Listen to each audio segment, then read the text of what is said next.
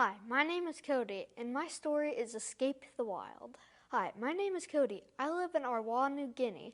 I'm a scientist and like to study animals. I've studied animals for a few years and found out new features and even discovered some new species. I was eating breakfast when I got a phone call from my brother Riley in Africa. He wanted me to come and meet him in Harare, Zimbabwe.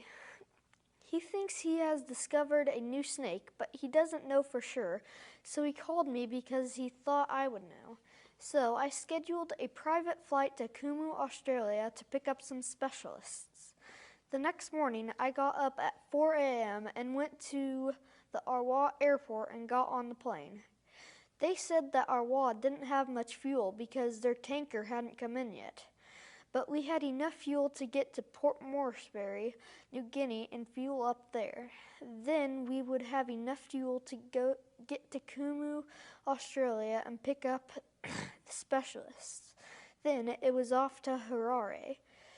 2 p.m. I was in Kumu getting ready to take off with the specialists when a huge gust of wind shook the plane.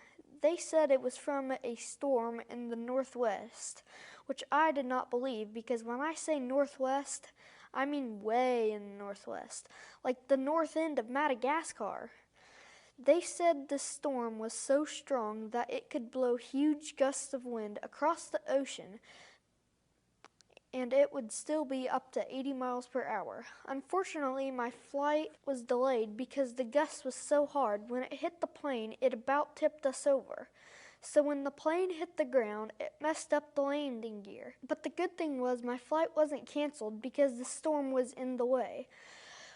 That was because it was predicted to move by the time we got there. But if it doesn't, there's an aircraft carrier on the edge of the storm.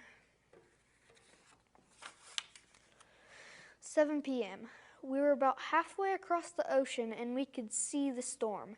It was massive, but we were still about 200 miles away from it. I'm glad I wasn't one of the pilots because I would have been devastated to look at it. I'm sure if anything went in it, it probably wouldn't come back out.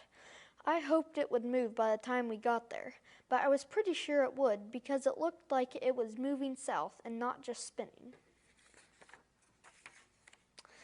3 a.m. the next morning. We were approaching the spot where the storm had been last night.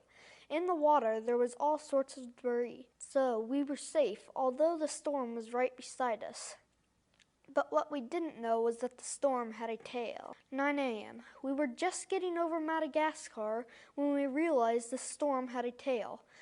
And what happened was not the best because the hurricane was acting like a tornado.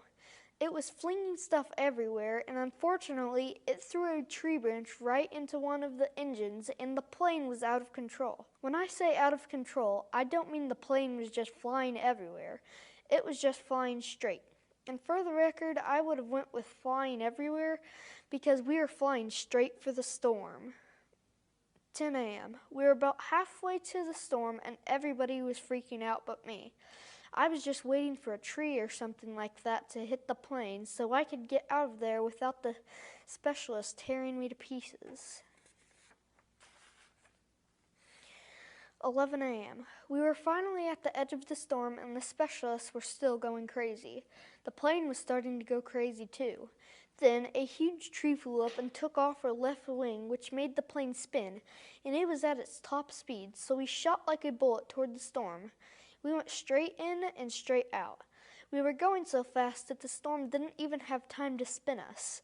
Fortunately, there was an aircraft carrier on the other side, and we were able to get the landing gear out and land safely somehow. The aircraft carrier took us over to Africa, and then we drove the rest of the way to Harare and figured out that my brother had discovered the yellow mamba. Then Riley and I went to Kansas in the United States to celebrate with our parents, Lynn and Trevor, and our sister, Cassidy. The end.